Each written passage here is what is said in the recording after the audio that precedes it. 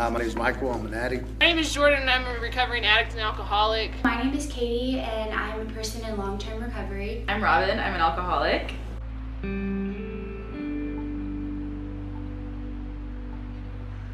I've been an addict for over 30 years. My disease has taken me to several places. My first time being introduced and using a substance, I was 12. And by the time I was 15, it had progressed enough where I needed to walk into a 12-step program. I come from a family of alcoholics, and so I knew at a young age that when I would use substances, it would affect me the way it affected my family. I started drinking when I was in the 8th grade, and I progressively got worse every time I would drink.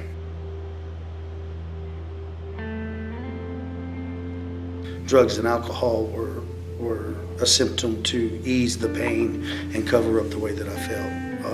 Because I used because it felt good, and I used because I wanted to change the way I felt. I had gotten into some trouble and done some things that I was not proud of. I was prescribed Adderall when I was 15. I got addicted to achievement and feeling like I could do so much better than everyone else. And as time went on, it ended up causing a lot of problems in my friendships.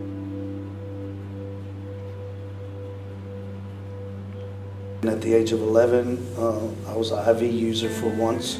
It was the first time I ever did meth, and it was like it was my cure to cover up the way I felt as a kid. I would black out almost every time I would drink, and what that means to me is I would lose control of what I did, and I had to be taken care of by other people. And I didn't think it was a big deal, but then it just progressively became worse and worse and worse to the point where I needed to seek help. I wake up somewhere where I have no idea how I got there, I don't know where my car is, things like that.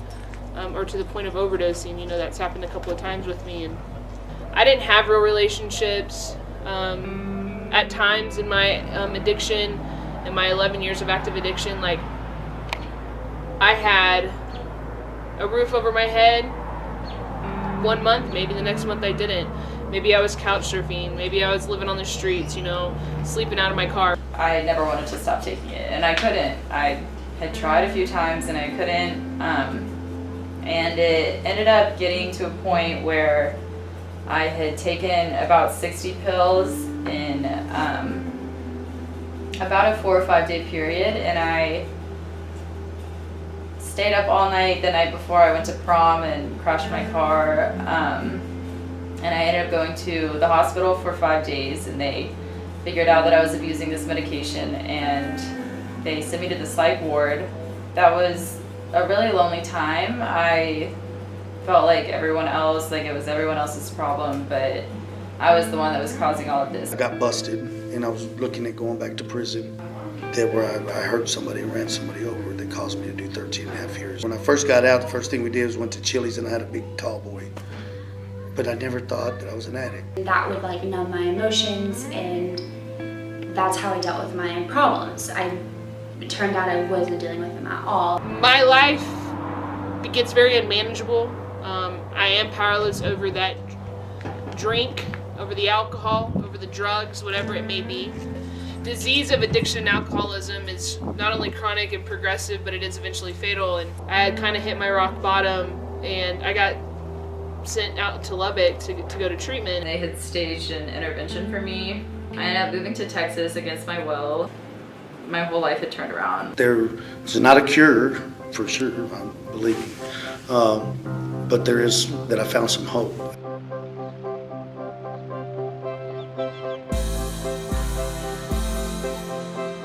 I haven't had anything to use or drink since March 25th of 2012. I've been sober since May 15th, 2015. I haven't had a drink or put any kind of illegal substance into my body since June 17th of 2012.